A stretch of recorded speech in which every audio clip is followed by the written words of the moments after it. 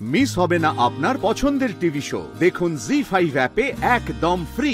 তোমার দেখার বিষয় না যে টাকাটা কোত্থেকে আসবে। চারটে ভুলভাল লোককে ভুলভাল কথা বলার তো কোনো যুক্তি নেই এখানে। তুমি তোমারটা দেখো। আর আবারও বলছি, আমার পেছনে লাগতে এসো না। আমি 1 ইঞ্চি জমি ছাড়বো না। কি চাও তুমি? হ্যাঁ, জাস্টিস চাই। আমার ওপর যে অন্যায়টা হয়েছে তার বিচার চাই। অসুবিধা আছে তোমার? তোমার বর চাইছে কোর্টে যাবে, পয়সা দিয়ে চাপে পড়ে ডিভোর্সের মামলাটা করে ফেলবে। করতেই পারে, আমি ডিভোর্সটা দেব না। আমাকে রাজি করানো অতটা সহজ হবে না। তোমার বরকে বুঝিয়ে বলো, ও বুঝুক জীবন অতটা যে সস্তা নয়, অত সহজ নয়, ও বুঝুক। ও তাহলে এটাই তোমার শেষ কথা, তাই তো? এটাই আমার শেষ কথা।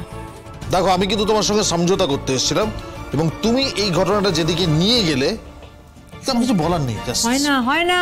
কি হয় না? তোমার মতো মানুষের সঙ্গে সমঝোতা করা যায় না। অন্তত তোমার মতো একটা নিচু মানুষের সঙ্গে আমি সমঝোতা করব না। বৌমা, এই অশান্তিটা তুমি আর কতদিন জিয়ে রাখবে বলো তো? সারা জীবন, সারা জীবন জিয়ে রাখবো। আমি তো আর কাউকে বাইরে বসিয়ে রাখিনি।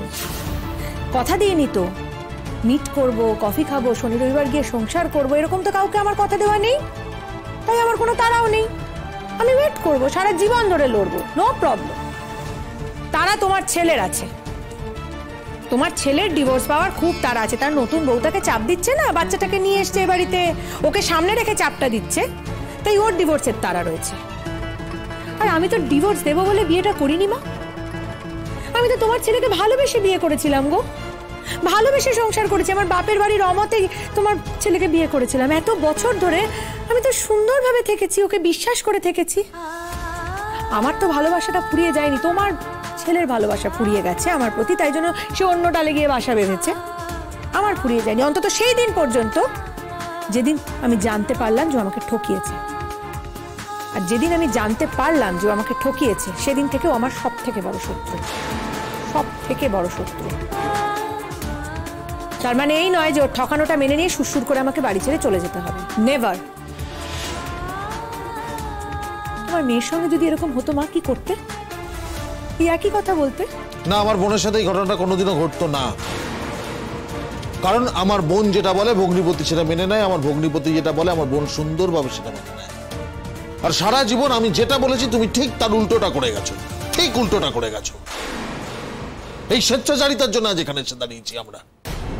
কিচ্ছু না, মুখে একটা মিথ্যে হাসি রেখে আমি পুরো ব্যাপারটা ঢাকা দিয়ে চলেছি, কম্প্রোমাইজ করেছি নিজের সাথে। কিন্তু ভেতরে ভেতরে আমি যে কতটা যন্ত্রণা পেয়েছি সেটা তুমি বোঝোনি কোনোদিনও, তোমাকে বোঝাতে পারিনি আমি। নতুন তথ্য, এটা একটা নতুন তথ্য জানা গেল। এতদিন তো জানতাম না। তুমি জানতে না? জেনে নাও, দেখো তোমার আবার কাজে লাগতে পারে, জেনে নাও। আমার তো এসব তথ্য ফথ্য জেনে কোনো লাভ নেই। আমার যেটা করার আমি সেটাই করব। তুমি দেখো, এসব নতুন তথ্য জেনে তোমার বউ তোমাকে কি প্রোটেকশন দিতে পারে, তুমি দেখে নাও। বুঝতে পেরেছি, তুমি একখানা ঘর জুড়ে থাকবে, তাই তো? বেশ, থাকো। চন্দন, তুমি দোতলায় একটা ঘর করো, আমি দোতলায় শিফট করে যাব। একই ঘরে এইভাবে আমি ওর সাথে থাকতে পারবো না। ওরে যে একটা ঘর করবো, টাকা কোথায়? দেখছো না এই লোভী মহিলাকে? হ্যাঁ, শুধুমাত্র টাকার জন্য, সম্পত্তির জন্য আঁকড়ে বসে আছে। জি5 ডাউনলোড করুন আর সব এপিসোড দেখুন একদম ফ্রি।